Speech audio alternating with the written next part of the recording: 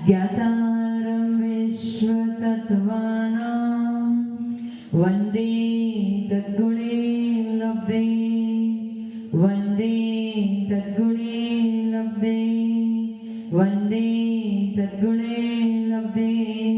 जोड़ पंचपरमेश्वर भगवान की, देवाली देवालीनाथ भगवान की, अंतिम शासन पति महावीर स्वामी भगवान की, परम पूज्य गुरुदेव श्री आदि सागर महावीर की विमल सागर संपत्ति सागर जी महाराज की, परम पूज्य गुरुदेव श्री सुंदर सागर जी महाराज की, द्वादशाम जिनवाणी माता की। बोले समस्त आचार्य संघ की। कल से हमने छड़ाला की क्लास प्रारंभ करी थी। उसमें मैंने बताया था जो सबसे ज्यादा प्रसिद्ध छड़ाला है वो किनकी है? पंडित दौलत राम जी। पर ऐसे तो हमारे आगम में जो आचार्य कथित शास्त्र होते केवल वही हमारे लिए मान्य होते और प्रमाणिक होते, परंतु जो पंडित दौलत राम जी ने छड़ाला लिखी है वो भी आचार्य के अनुसार आगम अनुकूल छड़ाला ही लिखी है, इसलिए वो भी हमारे लिए मान्य है। दूसरी बात ये बताई थी कि मंगलाचरण क्यों करते हैं। देखिए कल मैंने आपको जो विशुद्धि बढ़ती है तो उसके कारण तो 5 है। नास्तिकता का परिहार करने के लिए जो मैंने कल बताया नहीं था, नास्तिकता का परिहार करना यानी नास्तिक कौन होता है? जो धर्म और धर्म के फल में और मोक्ष में जो श्रद्धा नहीं करता है, विश्वास नहीं करता है, वो कौन होता है? नास्तिक होता है। उसका उल्टा आस्तिक होता है। तो नास्तिकता का जैसे जैसे आप स्वाध्याय करते हो तो आपको धर्म और धर्म के फल पे श्रद्धा होना, विश्वास होना, ट्रस्ट होना प्रारंभ हो जाता है। इसलिए आप नास्तिकता से दूर होते हुए आस्तिक में प्रवेश करते हो। इसीलिए नास्तिकता का परिहार करना सर्वप्रथम। दूसरा, जो स्वाध्याय आपने चालू किया है वो निर्विघ्न रूप से समाप्त हो जाए। तीसरा, शिष्टाचार का पालन करने के लिए। चौथा, पुण्य की प्राप्ति करने के लिए। और पांचवा, जो स्वाध्याय किया है उसका फल प्राप्त करने के लिए। ऐसे ये 5 कारण होते हैं जिसके लिए अपन मंगलाचरण करते हैं। अब इन सब में पीछे कार्य क्या करेगा? तो आपकी जो भाव की विशुद्धि है वही सब में कार्य। नास्तिकता का परिहार करना मतलब आपकी भाव की विशुद्धि बढ़ेगी, नास्तिकता आपसे दूर हो जाएगी, विघ्न बाधाएं आपसे दूर हो जाएंगी। पुण्य की प्राप्ति भी कब होगी? जब आपकी विशुद्धि बढ़ेगी तब तो पुण्य की प्राप्ति होगी। शिष्टाचार का पालन करने में भी आपकी विशुद्धि बढ़ेगी और स्वाध्याय का फल प्राप्त करने के लिए भी आपकी विशुद्धि जरूरी है। सभी जगह कहीं ना कहीं आपकी विशुद्धि पे ही आपका पूरा जीवन निर्भर करता है। जो जो आपके जीवन में फल प्राप्त हो रहा है सब कुछ किस पे बेस्ड है? आपकी विशुद्धि पे, आपके भावों पे, आपके परिणामों पे। समझ में आया? बाकी कोई कारण नहीं। मेन कारण क्या है? आपके स्वयं के परिणाम। ठीक है। 3 भुवन में सार, वीतराग विज्ञानता, शिव स्वरूप शिवकार, नमो त्रियोग संहार के। उसमें प्रथम जो 3 शब्द थे, 3 भुवन में सार। 3 यानी 3, भुवन यानी लोक। कितने लोग हैं? ऐसे पूरा आकाश द्रव्य है। आप लोग कहाँ बैठे? मैंने पहले ही बताया था। आप सब कहाँ बैठे हो? इस आकाश द्रव्य में। आपको लगता था कि ऊपर जो ब्लू स्काई है वो आकाश है, तो वो आकाश नहीं है। ये सब आकाश ही है, वो आकाश का एक पार्ट है। इस पूरे आकाश में बीचों बीच में लोकाकाश है। क्या है? उसका आकार कैसा था? कटिबद्ध पुरुष, यानी अपने कमर पे दोनों हाथ को रख के पैरों को चौड़ा करके जो पुरुष खड़ा है वैसा लोकाकाश का आकार है। कल मैंने उसकी ऊंचाई बताई थी। कितनी ऊंचाई थी? 14 राजू ऊंचा लोकाकाश होता है। अब योजन तो आपको पता है, बड़ा योजन कितना होता है? 6000 किलोमीटर का एक बड़ा योजन होता है। छोटा योजन कितने का होता है? 12 किलोमीटर का एक छोटा योजन होता है। अब राजू क्या है? असंख्यात योजनों का एक राजू बनता है। दूसरा एग्जाम्पल क्या दिया था कि देव गति का जीव है, कोई देव है और वो शीघ्र गति से यानी बहुत ही जल्दी गमन कर रहा है, भाग रहा है, बिना रुके, एक क्षण के लिए भी, एक पल के लिए भी रुके बिना। जब वो 6 महीने गमन कर लेगा कंटिन्यूस, तो जहां जाके वो पहुंचेगा उसको एक राजू कहते हैं। और अपना लोकाकाश कितना ऊंचा है? ये तो एक राजू है, ऐसे कितने राजू हैं? 14 राजू ऊंचा लोकाकाश है। और ये 14 राजू एक समय में गमन करने की शक्ति किसके पास है? सिद्धों के पास है। हमारे पास क्यों नहीं है? अगर हमें 1 मिनट मिले तो हम यहाँ से केवल उस दरवाजे तक जा सकते हो, 10 से ज्यादा, क्योंकि हमारे ऊपर कर्मों का आवरण पड़ा है। हमारा द्रव्य, क्षेत्र, काल, भाव का जो प्रभाव पड़ रहा है उसकी वजह से हम ज्यादा गमन नहीं कर सकते। लेकिन सिद्धों ने क्या कर दिया? सारे कर्मों को नाश कर दिया है, वो मुक्त हो गए, इसलिए उनके लिए कोई भी बीच में अड़चन नहीं है। वो एक ही समय में पूरा 14 राजू, जो एक देव को एक राजू गमन करने के लिए 6 महीने लग जाएंगे, वो सिद्ध भगवान केवल एक समय में 14 राजू गमन कर सकते हैं। इतनी शक्ति उन सिद्ध भगवान में होती है, मुक्त आत्मा में होती है, जिन्होंने मोक्ष की प्राप्ति कर ली है उनमें होती है। समझ में है? समझ में? तो 3 भुवन में 7, तो 3 भुवन में कितने? 3 भुवन, 3 लोग कौन से हो जाएंगे? ऊर्ध्वलोक, मध्यलोक और अधोलोक। अब हम सब कहाँ रहते हैं? आप ये जो 14 राजू ना, उस 14 राजू में बीचों बीच एक लाइन है जो 7 राजू ऊपर और 7 राजू नीचे को विभाजन करती है। तो जो बीच की लाइन है वही चित्रा पृथ्वी है। जो जिस पृथ्वी पे आप बैठे हो बिल्कुल बीचों बीच में बैठे हो। आपके ऊपर भी कितने राजू है? 7 राजू। आपके नीचे भी कितने राजू है? 7 राजू। समझ में है? तो ये क्या हो गया? मध्यलोक। ये क्या हो गया आपका? मध्यलोक। मध्यलोक के नीचे जो 7 राजू है वो किसके हैं? नरक के। आप नरक को विशेष तौर पे जाना जाता है, लेकिन वहां पे केवल नारकी नहीं रहते, वहां पे भवनवासी देव भी रहते हैं, व्यंतरवासी देव भी रहते हैं, नारकी भी रहते हैं, तिर्यंच में एकेंद्रीय जीव भी वहां पाए जाते हैं, केवल निगोदिया नहीं, बाकी सब जो एकेंद्रीय जीव है, पृथ्वी है कि नहीं वहां पे? पृथ्वी है, वायु है, आदि एकेंद्रीय जीव भी वहां पे पाए जाते हैं। तो अधोलोक में कौन कौन रहेगा? मनुष्य रहेंगे क्या? मनुष्य नहीं, कौन कौन रहेगा? देव में कौन से देव रहेंगे? भवनवासी रहेंगे, व्यंतरवासी रहेंगे। और मैं आपको बता दूं, नीचे कल्पवासी देव भी जा सकते हैं। कहां तक जा सकते हैं? तीसरे स्वर्ग तक नहीं, तीसरे नरक तक नीचे जा सकते हैं। कौन जा सकते हैं? ऊपर जो स्वर्ग के देव हैं वो नीचे कहां तक जा सकते हैं? तीसरे नरक तक जा सकते। तो उनकी अवस्थिति वहां पे भी, उनका वहां पे भवन नहीं है, रहने का स्थान नहीं, परंतु वो वहां तक गमन कर सकते हैं। मनुष्य वहां पे, और वहां पे नारकी भी पाए जाते हैं। और कौन पाए जाते हैं? तिर्यंच में एकेंद्रीय तिर्यंच वहां पे पाए जाते हैं। इतना क्लियर हो गया? तो अधोलोक कितने राजू का है? 7 राजू का। उस 7 राजू में 1000 योजन चित्रा पृथ्वी की है। 7 राजू में, 7 राजू में ये जो पृथ्वी आपको दिख रही है ना, जिसपे आप बैठे हुए, कौन सी पृथ्वी है? चित्रा पृथ्वी। ये चित्रा पृथ्वी नीचे कितनी चौड़ी है? 1000 योजन चौड़ी। कितनी? 1000 योजन चौड़ी चित्रा पृथ्वी है। ये चित्रा पृथ्वी की गिनती अधोलोक में नहीं होती। किसमें होती है? मध्यलोक में। किसमें होती है? समझ में आ रहा है? मैं आपको, आप सिर्फ कल्पना करते जाना, मैं जो बोल रही हूँ। पहले तो 14 राजू ऊंचा क्या है? लोकाकाश है। 3 लोग कहते हैं लोकाकाश को या लोक को। तो ये 14 राजू ऊंचा है। उस 14 राजू के बीचों बीच में एक लाइन कर दो तो वो मध्य लोक हो गया। लेकिन नीचे 7 राजू, ऊपर 7 राजू। लेकिन जो नीचे के 7 राजू है उसमें से 1000 योजन की चित्रा पृथ्वी है। तो वो चित्रा पृथ्वी किसके अंतर्गत आती है? मध्य लोक के अंतर्गत आती है, अधोलोक के अंतर्गत नहीं आती है। तो चित्रा पृथ्वी किसकी है? हमारी है। किसकी है? मध्य लोक वालों की है, अधोलोक वालों की नहीं है। इतना क्लियर हो गया? चित्रा। अब यहाँ से ऊपर सुमेरु पर्वत कितना ऊंचा है? 1,40,000 योजन में 1000 योजन तो नीचे है, तो कितना हजार बचा?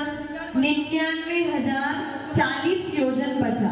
ये 99,040 योजन भी मध्यलोक का ही पार्ट है। किसका पार्ट है? मध्यलोक का। तो अब आप बताओ कि मनुष्य का गमन नीचे से ऊपर कहां तक हो सकता है? नीचे कहां तक हो सकता है अपना गमन? 1000 चित्रा पृथ्वी तक अपना गमन है, और ऊपर कहां तक है अपना गमन? सुमेरु पर्वत की जो चोटी का अग्रभाग है वहां तक हमारा गमन हो सकता है। अब मध्य लोक अपना कितना है? टोटल मध्य लोक कितना है? ऊंचा कितना है? 1,40,000 योजन ऊंचा मध्य लोक है, इसमें मनुष्य का गमन हो सकता है। ये समझ में आया? समझ में आया? पहले क्या किया अपन ने? चौड़ा राजू ऊंचा लोक में बीच में एक लाइन कर दी, ऊपर बचे 7 राजू, नीचे बचे 7 राजू।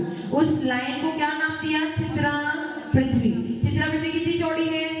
1000। ये 1000 योजन नीचे है, तो अधोलोक में से हमने 1000 योजन ले लिया, और ऊपर 99,040 योजन, तो टोटल कितने हो गए?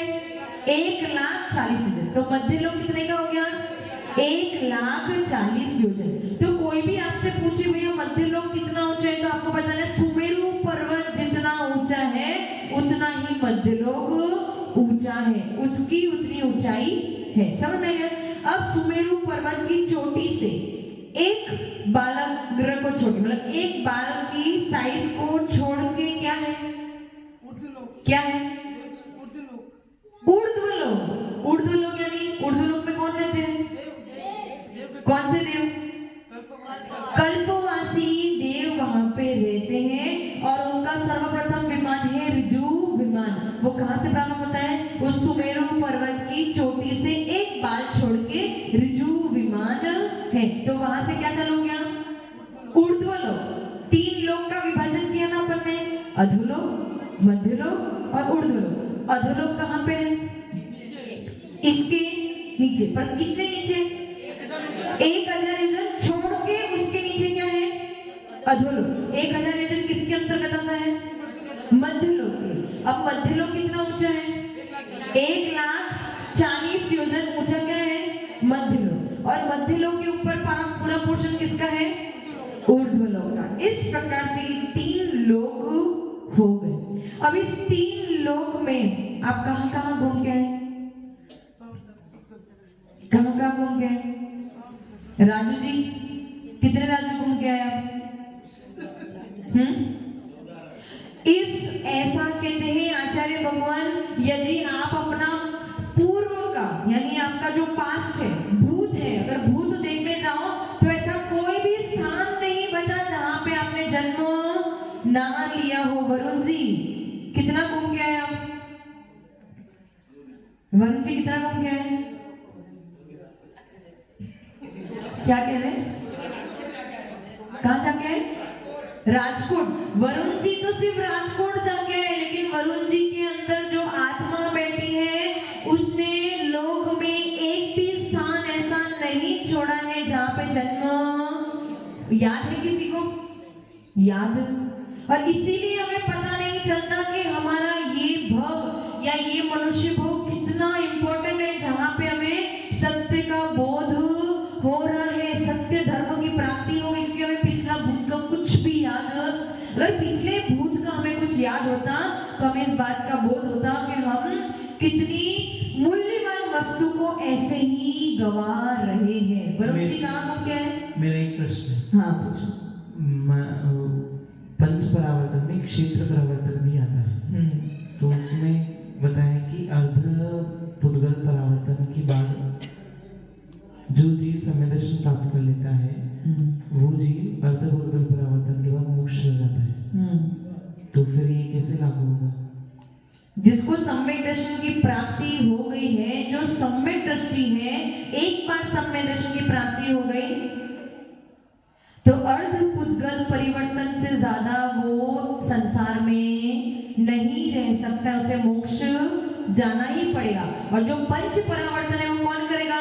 मिथ्या दृष्टि जीव करते हैं, सम्यक दृष्टि जीव पंच परावर्तन नहीं करते। तो हम लोग सम्यक दृष्टि है, तो हमारा कितने लोक में पूरा हो चुका है? अच्छा आप मुझे बताओ, अभी आप सम्यक दृष्टि हो, अभी इस भाव में आप क्या हो? राजू जी क्या हो अभी? सम्यक दृष्टि या मिथ्या दृष्टि? सम्यक दृष्टि। कहां जाओगे? मोक्ष जाओगे। इस भाव में कहां जाओगे? अगर आप सम्यक दृष्टि और आयु का बंद किया तो कहां जाओगे? देव में, देव का ऊपर स्वर्गों में जाओगे तो पूरी लोक में आप गमन कर सकते हो क्या? क्योंकि इस लोक में भी त्रस नाड़ी बनी है। नाड़ी यानी पाइप जैसा, पानी पाइप से बहता है, उसी प्रकार से लोक तो बहुत बड़ा है लेकिन बीच में एक पाइप के समान त्रस नाड़ी है और त्रस जीव उस त्रस नाड़ी में ही पाए जाते हैं, बाहर नहीं पाए जाते। तो जब हमने सम्यक दर्शन की प्राप्ति कर ली है, जब हम सम्यक दर्शन की प्राप्ति कर लिए, अब आयु का बंद करेंगे तो देव में चले जाएंगे और देव में आयु का बंद करेंगे तो वापस मनुष्य में आ जाएंगे। तो त्रस नाड़ी से बाहर हमें नहीं जाना पड़ेगा। इसलिए सारे परिवर्तन सम्यक दर्शन प्राप्त करने के बाद सारे परिवर्तन रुक जाते मतलब उस पे एक रोक लग जाता है, हम इस क्षेत्र से बाहर। लेकिन ये किसके लिए लागू होता है? सम्यक दृष्टि, मिथ्या दृष्टि के लिए लागू नहीं होता। तो मतलब हमारा अभी कैसे मान सकते हैं कि अभी जैसे बताया आपने सम्यक दर्शन प्राप्त कर लिया, हाँ। तो अब आपका क्षेत्र परिवर्तन नहीं हो सकता। क्षेत्र परिवर्तन होगा लेकिन आप त्रस नाड़ी के अंदर ही घूमोगे, उसके बाहर नहीं जाओगे, उसके बाहर उत्पन्न ही नहीं हो सकते कि उसके बाहर कौन रहता है? त्रस अगर त्रस नाड़ी में रहता है तो बाहर कौन रहेगा? अच्छा, त्रस कौन होते हैं? 2 इंद्री, 3 इंद्री, चतुरिंद्री और पंच इंद्री, ये सब कहाँ पाए जाएंगे? त्रस नाड़ी में। त्रस नाड़ी के बाद फिर कौन पाए जाएंगे? सब एक इंद्री जीव। क्या कोई सम्यक दृष्टि एक इंद्री में उत्पन्न हो सकता है क्या? सम्यक दृष्टि कहाँ उत्पन्न होगा? स्वर्गों में ही उत्पन्न होगा। जो मनुष्य है, सम्यक दृष्टि है, वो कहाँ जाएगा? स्वर्गों में जाएगा, देवों में जाएगा। और जो देवों में सम्यक दृष्टि है वो कहाँ आएगा? मनुष्य में आएगा। तो आपका गमन, आपका जो क्षेत्र परिवर्तन है वो कहाँ तक हो रहा है? ऊपर के 7 राज्यों में, और आपको नीचे भी नहीं जाना पड़ेगा। नीचे जाओगे क्या? भवनवासी में भी उत्पन्न, व्यंतरवासी में भी उत्पन्न, ज्योतिष में भी उत्पन्न, नारकियों में भी उत्पन्न नहीं हो तो कहाँ जाओगे? सिर्फ ऊपर के 7 राज्यों में ही आपका परिवर्तन होगा। समझ में आया? इसलिए क्षेत्र परिवर्तन जो है वो केवल क्षेत्र नहीं, पंच परिवर्तन है वो कौन करता है? केवल मिथ्या दृष्टि जीव करता है, सम्यक दृष्टि नहीं। उसने क्या कर दिया? रोक लगा दिया। परावर्तन क्या होता है? साइकिल होता है। साइकिल का पहिया घूमता रहता है, घूमता रहता है, घूमता रहता है, जहां से प्रारंभ किया वापस वहीं आके रुक जाता है, तो इसको पर्यावर्तन कहते हैं। लेकिन सम्यक दृष्टि क्या करता है? उस साइकिल के पहिए को बीच में रोक लगा देता है और उसके लिए नियम नहीं होता कि जहां से प्रारंभ किया वापस लौट के वहां पे आ जाए। सम्यक दृष्टि के लिए ऐसा नियम नहीं होता है। हाँ, मध्यलोक। बस यही करेगा। अगर सम्यक दर्शन उसके पास निरंतर सम्यक दर्शन रह रहा है, सम्यक दर्शन पूर्वक ही आयु का बंद कर रहा है, तो मध्यलोक, ऊर्ध्वलोक, मध्यलोक, ऊर्ध्वलोक। और अगर वो सम्यक दर्शन 66 सागर तक, कितने सागर तक? 66 सागर तक रह गया। अगर आप सम्यक दृष्टि 66 सागर तक कंटिन्यूस सम्यक दर्शन में रह गए तो फिर आपको किसकी प्राप्ति हो जाएगी? शायिक सम्यक दृष्टि की, शायिक सम्यक दर्शन की प्राप्ति हो जाएगी। और एक बार शायिक सम्यक दर्शन की प्राप्ति हो गई तो आप 3 अथवा 4 भाव में मोक्ष चले जाओगे। ये है सम्यक दर्शन का महात्म्य, जिसको आज तक अपन समझ। राजू जी, इसलिए क्या करना है? सम्यक दर्शन को प्राप्त करना है और निरंतर उसी में लगे रहना है। कोशिश यही करना है कि सम्यक दर्शन कभी हमसे छूटे। आचार्य भगवान अपने शास्त्र में क्या लिखते हैं? सम्यक दर्शन का महात्म्य समझाते हुए कहते हैं, सम्यक दर्शन पूर्वक अगर नरक में भी चला जाना पड़े तो चलेगा, लेकिन मिथ्या पूर्वक स्वर्ग में भी हमें नहीं जाना है। इतना बड़ा महात्म्य सम्यक दर्शन का होता है। समझ में आया? समझ? ये जितना भी कथन किया है ना मैंने, आयु बंधन की अपेक्षा किया है। शायद सम्यक दर्शन की व्यवस्था थोड़ी अलग होती है। वो कभी पहले आयु का बंद कर ले तो नरक में भी जा सकते हैं। तो कोई ऐसा प्रश्न मत उठाना कि सम्यक दृष्टि नरक में जा ही नहीं सकते। ऐसा नहीं होता है। जिसने पहले आयु कर्म का बंद कर लिया और फिर सम्यक दृष्टि की प्राप्ति कर ली तो वो नरक में जा सकते। जैसे सैनिक राजा, पहले क्या कर दिया उन्होंने? नरक आयु का बंद कर लिया था और फिर सम्यक दर्शन की प्राप्ति कर ली थी, इसलिए वो कहाँ पड़े हैं? लेकिन उनके पास सम्यक दर्शन है। ये तो आयु बंद की अपेक्षा जो नया आयु बंद करने वाले हैं, जैसे हम लोग हैं, अभी सम्यक दृष्टि है और आयु कर्म का बंद करेंगे तो आप कहाँ जाओगे? देवों में ही जाओगे। वो कौन से देवों में?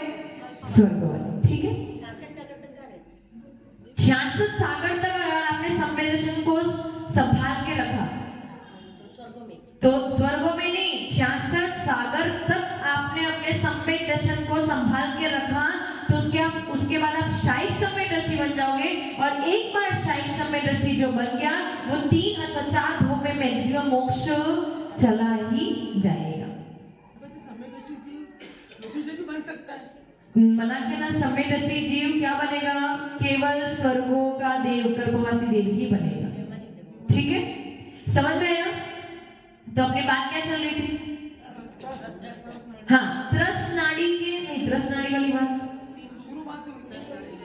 वो तो उन्होंने प्रश्न पूछा था। 3 लोक की बात चल रही थी, तो अधोलोक, मध्यलोक और ऊर्ध्वलोक। इस पूरे 3 लोक में आप हर स्थान पे घूम के आए हो। महावीर जी याद कुछ भी नहीं है, लेकिन इस बात पे विश्वास कैसे करें कि हम घूम के आए? रुको रुको रुको, पंकज जी इस बात पे कैसे विश्वास करें कि हम तीनों लोग में घूम के आए? आपने देखा? केवल ज्ञान की, हाँ केवल ज्ञान की वाणी है, आचार्य भगवान ने उसे गूंथी है, उन्होंने बताई है, इसलिए हमारे लिए क्या है वही मान्य है, क्योंकि शास्त्रों की बात कभी गलत नहीं होती और वही केवल ज्ञानी के द्वारा बताई हुई बात कभी गलत नहीं, क्योंकि वो सर्वज्ञ है, उन्होंने उनके पास पूरा कंप्लीट टोटल ज्ञान है, इसलिए उन्होंने जो जो देखा है वो हमारे लिए बताया। तो उन्होंने क्या देखा है कि हर जीव ने क्षेत्र परिवर्तन, बहुत सारे क्षेत्र परिवर्तन ऑलरेडी कर चुके मतलब हर जगह पे जन्म लेके आ चुके हो। अब इस 3 भुवन में सारभूत वस्तु, सार यानी निचोड़। संतरा खाते हो, किसके लिए खाते हो? उसमें से आपको क्या प्राप्त करना है? जूस के लिए नहीं, जूस के लिए। जूस पियोगे तो भी निकल जाएगा, उसके अंदर से हमें चाहिए क्या? डॉक्टर जी बताओ, विटामिन सी के लिए उसे हम ग्रहण, अब विटामिन सी उसके अंदर इतना होगा, उसके लिए हम इतना बड़ा संतरा खाते हैं। अब इस 3 भुवन में, तीनों लोक में आप हर स्थान पे घूम के आए, लेकिन अब तक आप सारभूत वस्तु को पकड़, अगर उस संतरे में से मैंने केवल विटामिन सी निकाल के खा लिया तो फिर मेरे को पूरा संतरा खाने की जरूरत है? चाहिए क्या? संतरे से ताकत मिलेगी या विटामिन सी से मिलेगी? दाल में क्या होती है? प्रोटीन होते हैं। अब प्रोटीन हमें चाहिए तो हम उसके लिए क्या कर रहे हैं? पूरी दाल खा रहे हैं। दाल खा रहे हैं तो इसलिए एक्सट्रैक्ट भी करना निकल भी रहा है, लेकिन उसमें से केवल प्रोटीन खा रहे तो वो क्या होगा? रसों में बदल के वो धातु और उपधातु बन जाएंगे। समझ में हमें क्या कहना चाहिए? अब आप ये केवल सोच लो, आप पूरे दिन पर जो खाते हो, जितना खाते हो, निकलता कितना है? उतना निकलता भी तो है। तो फिर उसमें से रस भाग बहुत कम होता है जो आपका शरीर ग्रहण करता है, वो केवल सारभूत वस्तु को ही ग्रहण करता है, बाकी सबको वेस्ट में। तो आप इस पूरे 3 लोक में कहीं भी घूम के आना, निचोड़ सारभूत वस्तु क्या है? वीत राग विज्ञानता। पूरा जीवन घूम लेना, राजकोट घूम के आ जाना, अमेरिका घूम के आ जाना, नरकों में घूम के आ जाना, स्वर्गों में घूम के आ जाना। अंतिम सारभूत वस्तु क्या है? अंतिम लक्ष्य क्या है? आपका अंतिम टारगेट अथवा अंतिम गोल क्या है? वीतराग विज्ञानता, वीतरागता प्राप्त करना। क्योंकि देखो, आप घूमने जाते हो बाहर, वापस लौट के कहां पे आते हो? घर पे आते हो। कहां पे आते हो? घर पे। लेकिन आपकी अंतिम यात्रा कौन सी होगी? गलत। किसने वाली? शमशान वाली।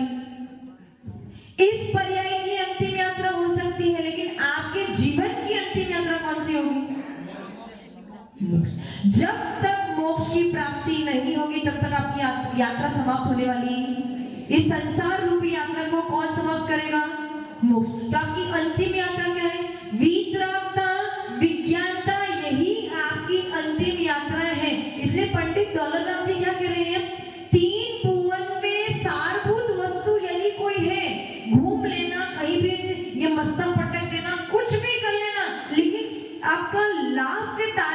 लास्ट लक्ष्य निचोड़ पूरे संसार का क्या है? वीतरागता, विज्ञानता। वीतरागता का अर्थ क्या होता है? वीत राग। वीत यानी बीत गया है, राग जिनका उन्हें कहते हैं वीतरागता। और विज्ञानता, अच्छा पहले विज्ञानता को छोड़ो, केवल वीतरागता की बात करते हैं। वीत यानी बीत गया है, राग यानी राग। तो राग बीत गया, द्वेष नहीं बीतना चाहिए। राग खराब होता है या द्वेष खराब होता है? राजू जी, राग खराब होता है या द्वेष खराब होता है? हाँ डॉक्टर साहब, राग खराब होता है, क्यों? माइक ले लो हाथ में। राग क्यों खराब होता है?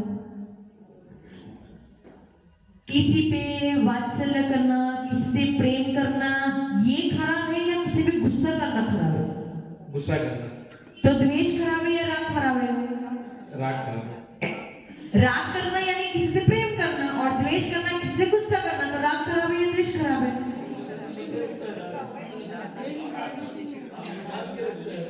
राग में भी तो द्वेष हो सकता है। राग में भी तो द्वेष हो सकता है। राग में द्वेष नहीं हो, राग जहाँ है वहाँ द्वेष नहीं है, जहाँ द्वेष है वहाँ राग नहीं है। हाँ, आप तो मुझे बताओ, द्वेष छोड़ना है या राग छोड़ना है आपको? राग छोड़ना है। राग छोड़ने के लिए क्या करना पड़ेगा?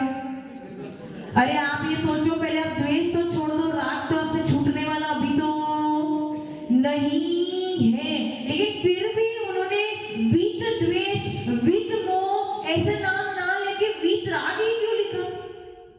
तीन चीजें हमारे लिए बहुत खतरनाक है। एक तो मोह यानी मिथ्या, दूसरा राग और तीसरा द्वेष। तो यहाँ पे दौलत राम जी ने वीत राग, वीत मोह, वीत द्वेष ऐसे तीन चीज लिखनी चाहिए, लेकिन उन्होंने क्या लिखा? सिर्फ क्यों लिखा वीत राग? उसके पीछे कारण ये है, वो आपको समझाना चाह रहे हैं, जब तक राग है वहीं पर द्वेष है। जिससे राग करोगे उसी से आप द्वेष करोगे, बाकी किसी से द्वेष आप नहीं कर सकते हो। जहां पे आपकी अपेक्षाएं हैं, जहां पे आपका लगाव है, जब वो आपकी अपेक्षा पूर्ण नहीं करेगा, वो आपके अनुकूल नहीं चलेगा, वो आपके प्रतिकूल चलेगा या आपके अगंश में चलेगा, तो वही राग का पात्र आपके लिए द्वेष का पात्र बन जाएगा। जैसे सुकौशल मुनिराज, क्या हुआ था उनके साथ में? क्या हुआ था? पूर्व जन्म में उनकी माता ने ही व्याघ्री बन के उनको, एक समय ऐसा था कि माता को उनसे, उनके प्रति बहुत प्रेम था, बहुत लगाव था, वो उनको जाना नहीं देना चाह रही थी। लेकिन जब वो मुनि बन गए तो उनके प्रति इतना द्वेष हो गया कि वही व्याघ्री बन के उनको खाने के लिए।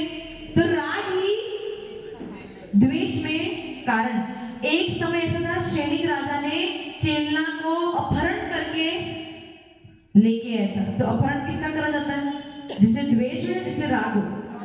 राग हो उसी से तो उसका अपहरण करके उसने ले आए। और एक समय ऐसा आया कि चेलना ने जब उनके बौद्ध गुरु का अपमान किया, तो वही चेलना उनके लिए द्वेष का कारण। तो जहां पे राग है वहीं पे, अगर राग नहीं है तो फिर, इसीलिए उन्होंने क्या बोल दिया? सिंपल सादे लैंग्वेज में, ज्यादा शब्दों का उपयोग नहीं करना, एक ही शब्द लिख दिया, वीतराग। जब वीतराग लिख दिया तो समझ जाओ कि वीत मोह भी चाहिए और वीत द्वेष भी। जब वीतराग कर दोगे तो सब कुछ अपने आप बीत जाएगा। समझ में आया? समय आपका हो चुका है। अभी केवल वीतराग इस शब्द को हमने थोड़ा सा समझा है, इसके बारे में और कल चर्चा करेंगे ताकि आप समझ पाओ। किसी को आज के लिए कोई प्रश्न पूछना है? आज के मैटर समझ में आया? सबको समझ में आया? ऊपर से तो नहीं गया? हाँ डॉक्टर साहब, पहली बार आए हो आप क्लास में आज? नहीं पुनीत जी नहीं है, आगे वाले डॉक्टर साहब। अच्छा 3 डॉक्टर है। विमल जी समझ में आया? कुछ वरुण जी आपको समझ में आया? राजकोट ही याद आ रहा है आपको? इसलिए देखो, समझ में ना भी आए परंतु फिर भी स्वाध्याय में बैठना चाहिए। और इतना इजी तो मैं आपको समझा रही, इससे और इजी और कुछ नहीं हो सकता। कोशिश ये है कि जितना समझा रहे उसमें और एडिशन जितना हो सके उतना आपको समझाने की कोशिश करें। आप लोग भी अपनी तरफ से प्रयास करें, हम भी अपनी तरफ से प्रयास करेंगे ताकि स्वाध्याय का फल आपको प्राप्त हो। ओम नमः सदेव्य। ओम ह्रौं वाग्वादिनी द्वादशांगिनी हंसिगामिनी वीणवादिनी शुद्धात्म का सार बताए सरस्वतीभ्यो सरस्वतीभ्यो सरस्वतीभ्यो। जय बोलो द्वादशांगिनी वाणी माता की। अच्छा गुरुदेव सुंदर